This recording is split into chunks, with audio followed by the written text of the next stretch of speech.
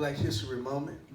We have our first honoree of the month, Mrs. Blanche Tisdale here. And I'm so glad that Miss Tisdale is here because I wanted her and Miss Mary to meet. Amen. And look what the Lord did. Amen. Amen. Amen. Amen. And we have something for the both of you after this interview. Amen. Now, just have a few questions for you, Miss Mary, so that the people can get to know you, and hopefully we can leave inspired, which I know we will.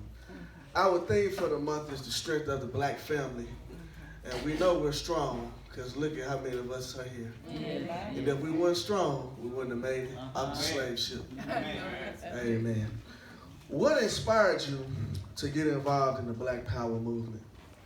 Well, I was born in Mississippi. I was born in Mississippi at a time when there were only 5 hospitals in the whole big state, and none of them admitted Black people.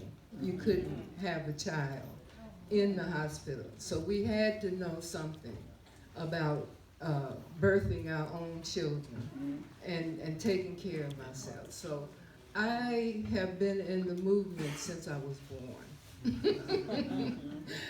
Because Mississippi, you cannot ignore, the racism. It was just so blatant.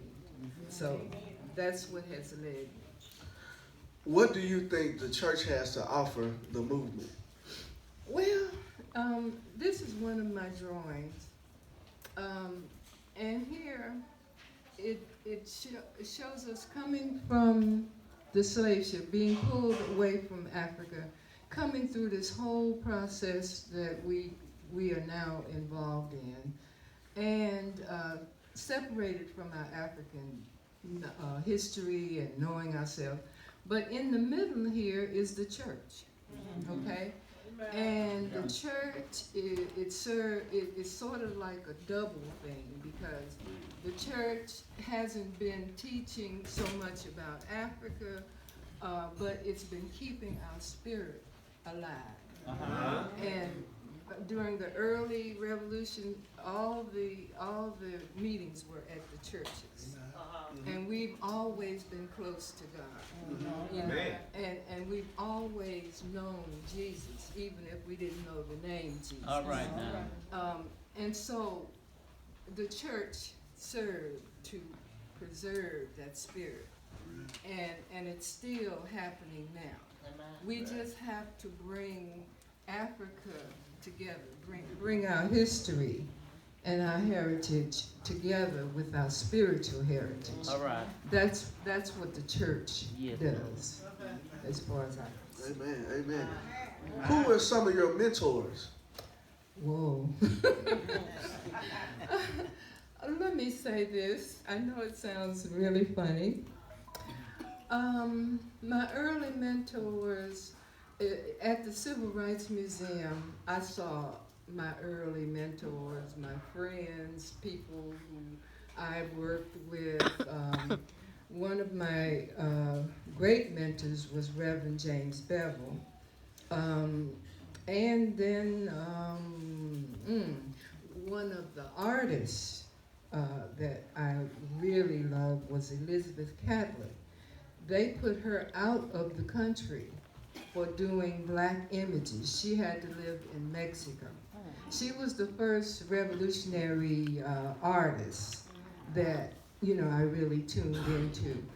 There were several. There was Maylou Jones. I don't know if you've ever heard of Maylou Jones. She was world renowned, known all over the world.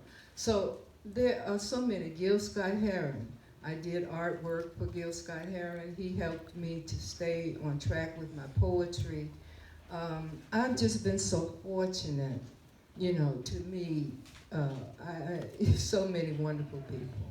And some of them are gone, but they're still a part of me. Amen. Amen. What was it like growing up in Memphis during the Civil Rights Movement? Well, Memphis, my mother used to say, Memphis is a place where they throw a brick and hide their hand. You know, you don't think that the racism is as overt here, but it really is, and sometimes it's worse. So growing up here was not too different from Mississippi, to tell the truth. You know. What do you think young people need to know about the black family? Well, first of all, we need to teach the children how to love God. You know what I mean? How to trust God, how to access their God power.